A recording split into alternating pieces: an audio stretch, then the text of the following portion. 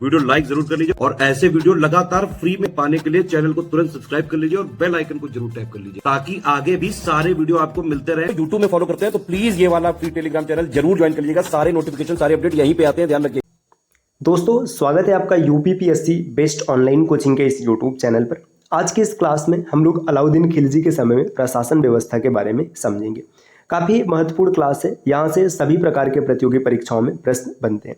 आप चाहे PCS exam की प्रिपरेशन कर रहे हैं या फिर आप किसी वनडे एग्जाम जैसे एसएससी हो गया, रेलवे हो गया, इन सब की प्रिपरेशन कर रहे हैं, इनमें भी प्रश्न बनने की संभावना होती है। यह क्लास काफ़ी महत्वपूर्ण है। तो चलिए दोस्तों शुरू करते हैं आज के इस महत्वपूर्ण सेशन को। इससे पहले जरूरी सूचना यह है कि अगर आप टीम के पेड कोर्सेज को ज्वाइन करना चाहते हैं पीसीएस के कंप्लीट प्रिपरेशन के लिए, तो आप इनमें से किसी भी नंबर पर कॉल या व्हाट्सएप प्राप्त कर सकते हैं। ये ज्ञान सर का व्हाट्सएप नंबर है, आप यहाँ से व्हाट्सएप के माध्यम से भी जानकारी ले सकते हैं। अब बढ़ते हैं अपने क्लास पर। देखिए यहाँ पर दिया गया जो महत्वपूर्ण विभाग है और इनका कार्य क्या होता है इनके बारे में।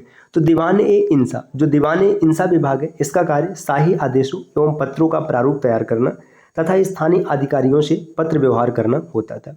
तो दीवान-ए-इंसा जो विभाग है ये गठित किया गया था मूल रूप से जो शाही आदेश है या फिर पत्र है इसका प्रारूप तैयार करना और जो क्षेत्रीय अधिकारी हैं उनसे वार्तालाप करना, उनसे पत्राचार बनाए रखना। अगला विभाग है दीवान-ए-रसातल। दीवान-ए-रसातल था पड़ोसी राज्यों में भेजे जाने वाले पत्रों का प्रारूप तैयार करना तथा विदेशी राजदूतों से संपर्क रखना।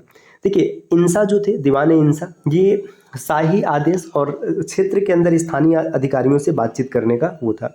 दीवान-ए-रसातल में क्या था, पड़ोसी राज्यों को जो पत्र भेजे जाते थे उसका प्रारूप तैयार होता था और जो विदेशी राजदूत थे इनसे संपर्क बनाए रखना। दीवान-ए-रियासत वाणिज्य मंत्री है, इसका कार्य व्यापारी वर्ग पर नियंत्रण रखना तथा आर्थिक नियम लागू करना होता था। दीवान-ए-रियासत, याद रखिएगा रियासत है तो फिर व्यापारियों पर नियंत्रण किया जाएगा। दीवान-ए-वजारत, इसका प्रमुख वजीर होता था। जो दीवान-ए-वजारत विभाग है इसका प्रमुख होता था वजीर। इसका मुख्य विभाग जो था वित्त विभाग हुआ करता था। इसी प्रकार अगला है दीवान-ए-आरिज, इसे दीवान-ए-अर्ज के नाम से भी जाना जाता है। आरिज-ए-मुमालिक युद्ध मंत्री व सैन्य मंत्री होता था। सेना की भर्ती हो गया, वेतन बांटना हो गया, सेना का हुलिया एवं सैनिकों की नामावली रखता था। मुख्य रूप से ये सैन्य विभाग है तो सेना को किस प्रकार से नियंत्रित करना है इसकी देखरेख करता था। सहना-ए-मंडी, ये बाजार नियंत्रण अधीक्षक हुआ करता था।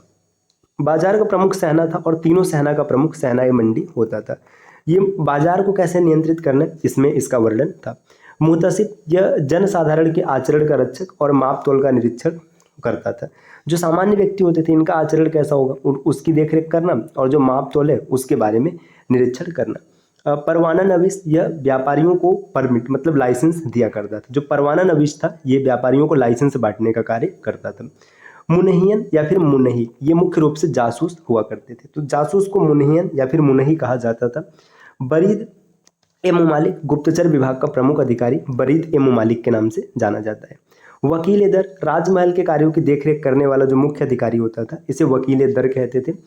सरजानदार, ये सुल्तान के अंगरक्षकों का मुखिया होता था। जो सुल्तान थे मतलब उस समय जो बादशाह हुआ करता था उसके अंगरक्षकों का जो प्रधान होता था उसे सरजानदार के नाम से जाना जाता था। इसके अतिरिक्त राजमहल में कुछ अन्य अधिकारी हुआ करते जैसे अमीर-ए-आकुर, ये घुड़साला प्रमुख हुआ करता था। सहना-ए-पील, देखिए पील मतलब क्या है, हाथी, तो यहाँ पे हाथी का जो होता था रखने का स्थान उसका प्रमुख है। अमीर-ए-शिकार हो गया, शराबदार हो गया, मुहरदार हो गया आदि, ये सब शामिल है। तो अमीर-ए-आखुर ये याद रखिएगा, घुड़साला प्रमुख ये महत्वपूर्ण है, इसके अतिरिक्त उतना खास नहीं है। अब यहाँ पर कुछ महत्वपूर्ण बिंदु दिए गए जिनके बारे में आपको समझना चाहिए। अलाउद्दीन खिलजी दिल्ली का पहला सुल्तान था जिसने धर्म पर राज्य का नियंत्रण स्थापित किया। उसने अपने आप को यामिन उल खिलाफत नासिरी अमीर उल मुमनिन बताया। अलाउद्दीन का प्रसिद्ध सेनापति जफर खां मंगोलों के विरुद्ध लड़ता हुआ मारा गया था। तो अलाउद्दीन के जो 4 खान थे उसमें से जो जफर खां है ये मंगोलों के विरुद्ध युद्ध में मारा गया, ये जरूर याद रखिएगा। पद्मिनी राणा रतन सिंह की पत्नी थी। तो रानी पद्मावती या फिर पद्मिनी आपने नाम सुना होगा, राणा रतन सिंह की पत्नी थी। अलाउद्दीन खिलजी के मेवाड़ की राजधानी चित्तौड़ पर आक्रमण के दौरान राणा रतन सिंह की मृत्यु हो जाने पर पद्मिनी ने जौहर कर लिया था। जौहर का मतलब होता है कि अपने सतीत्व की रक्षा करते हुए खुद को आग के हवाले कर देना। आपने पद्मावत मूवी भी देखा होगा या फिर इस समय काफ़ी ज़्यादा ऐसे ट्रेंड चल रहे हैं तो फिर आपने इसमें ज़रूर देखा होगा जौहर और साका।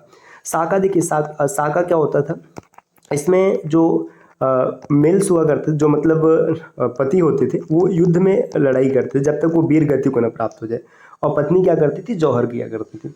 पद्मिनी की कहानी के आधार 1540 ईस्वी में मलिक मोहम्मद जायसी द्वारा लिखित काव्य पुस्तक पद्मावत है। आगे यहाँ पर दिया 1296 ईस्वी में, देखिए दक्षिण भारत का अभियान हुआ था उस समय 1296 में। इसने अलाउद्दीन खिलजी का दक्षिण भारत का अभियान था। तो यहाँ पर है, देवगिरी के शासक रामचंद्र देव ने अलाउद्दीन खिलजी के सफल आक्रमण से बाध्य होकर उसे प्रतिवर्ष एलिचपुर की आय भेजने का वादा किया था। 1296 में देवगिरी के शासक रामचंद्र देव यहाँ पर अलाउद्दीन खिलजी हमला करते हैं। अब इससे आहत होते हैं, ये क्या करते हैं, एलिचपुर इस क्षेत्र की जितनी भी आय है इसे अलाउद्दीन खिलजी को देने का वादा करते हैं। परंतु 1305 और 1306 ईस्वी में उसने उस कर को दिल्ली नहीं भेजा, जिस कारण 1307 ईस्वी में अलाउद्दीन खिलजी ने मलिक काफूर के नेतृत्व में एक सेना देवगिरी पर आक्रमण के लिए भेजी। राजा रामचंद्र देव युद्ध में पराजित हुआ और उसने आत्मसमर्पण कर दिया। तो देखिए 1296 में रामचंद्र देव ने वादा किया था कि एलिचपुर की आय हम भेजेंगे, तो 2 साल 5 और 6 में ये आय नहीं भेजते, जिसके कारण 1307 ईस्वी में युद्ध होता है और रामचंद्र देव हार जाते हैं। अलाउद्दीन ने रामचंद्र देव के प्रति सम्मानपूर्वक व्यवहार किया और उन्हें राय रायन की उपाधि दी। तो राय रायन किसकी उपाधि है, रामचंद्र देव की। अलाउद्दीन खिलजी ने रामचंद्र देव को 1 लाख सोने का टका और नवसारी का जिला देकर उसके राज्य को वापस दे दिया। नेक्स्ट यहाँ पर 1213 ईस्वी में मलिक काफूर ने रामचंद्र के पुत्र शंकर देव के विरुद्ध भी एक अभियान का नेतृत्व किया था। मलिक काफूर को अलाउद्दीन खिलजी ने गुजरात विजय के दौरान प्राप्त किया था। मलिक काफूर को 1000 दिनारी के नाम से भी जाना जाता था, क्योंकि इसने इसे 1000 दिनार में खरीदा था। आगे यहाँ पर दिया है, अलाउद्दीन पहला सुल्तान था जिसने भूमि की पैमाइश कराकर लगान वसूल करना प्रारंभ किया। मतलब इसने भूमि की माप कराई और जितनी भूमि उस हिसाब से लगान।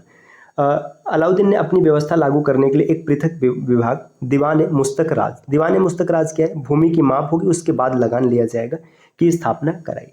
अलाउद्दीन खिलजी ने उपज का 50% भूमि कर, जिसे खराज है, के रूप में निश्चित किया। अलाउद्दीन खिलजी भारत का पहला मुस्लिम शासक था जिसने भूमि की वास्तविक आय पर राजस्व निर्धारित किया था। मतलब जितनी आय होगी उस हिसाब से राजस्व लिया जाएगा। अलाउद्दीन ने बाजार नियंत्रण या मूल्य नियंत्रण की नीति लागू की। तो बाजार नियंत्रण प्रणाली किसने लागू किया है, ये जरूर याद रखिएगा, अलाउद्दीन खिलजी ने लागू किया है।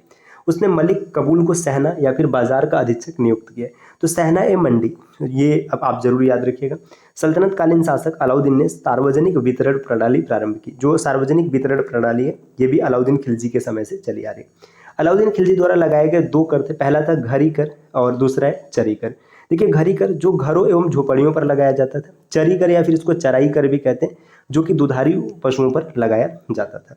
आगे यहाँ पर दिया हुआ है, अलाउद्दीन खिलजी पहला सुल्तान था जिसने वैश्यावृत्ति रोकने का प्रयास किया। तो ये काबिल तारीफ काम है इसका, इसने वैश्यावृत्ति रोकने का प्रयास किया था। मुगल काल में औरंगजेब ने वैश्यावृत्ति का निषेध किया। अकबर ने वैश्याओं को शहर से हटाकर शैतानपुरी में बसाया था। तो ये इंपॉर्टेंट पॉइंट रहा जिसमें हम लोगों ने अलाउद्दीन खिलजी के बारे में कंप्लीट जानकारी प्राप्त कर ली। अब अगली वीडियो में हम लोग देखेंगे मुबारक शाह खिलजी और इसके बाद ये जो खिलजी वंश है इसको समाप्त करेंगे। तो ये छोटी सी क्लास आपको कैसी लगी, आप इस पे कमेंट जरूर कीजिएगा और इस प्रकार के वीडियोज़ को लगातार देखने के लिए आप चैनल को सब्सक्राइब कर सकते हैं। साथियों, अगर आप टीम के पेड कोर्सेज को ज्वाइन करना चाहते हैं पीसीएस के कंप्लीट प्रिपरेशन के लिए, तो आप इनमें से किसी भी नंबर पर कॉल या व्हाट्सएप कर जानकारी प्राप्त कर सकते हैं। ये ज्ञान सर का व्हाट्सएप नंबर है, आप यहाँ से व्हाट्सएप के माध्यम से भी जुड़ सकते हैं। मिलते हैं आपसे अगले वीडियो में कुछ नए इन्फॉर्मेशन के साथ, तब तक के लिए नमस्कार।